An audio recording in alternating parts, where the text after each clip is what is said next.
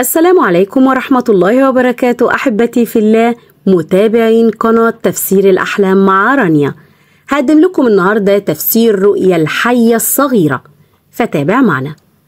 رؤيا الحية الصغيرة في المنام هي عدو ضعيف يحاول أذيتك، ولكنه سيؤذي نفسه أكثر منك.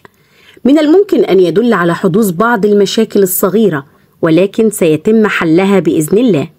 الحية الصغيرة في المنام تدل على أنك تعاني من بعض الحزن والضيق، ولكن سيحل عليك بعدها الفرج والفرح القريب بإذن الله.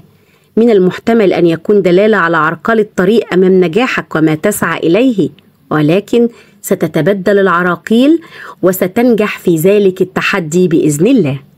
فإذا كنت متزوجة فرؤيا الحية الصغيرة دلالة على وجود أشخاص حاسدين في حياتك ويتربصون لك لإزعاجك، فعليك الحرص منهم.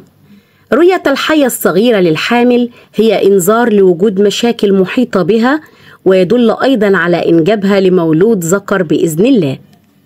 أما إذا كنت عزباء فرؤيا الحية الصغيرة تدل على اقتراب موعد زواجك من شخص ذو خلق عالية، وأن حياتك سوف تعم عليها الفرح والسرور، وسوف تكوني سعيدة مع ذلك الشخص.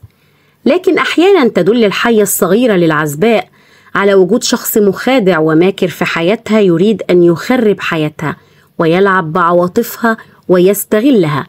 وهنا تتصنف تفسير الرؤية إذا كانت إيجابية أو سلبية على حسب تفاصيل الرؤية وما تحتويه من رموز ومعاني، ليتم تحديد هل هو شخص صالح، هل هي فرصة جيدة، أم هو شخص مخادع وماكر.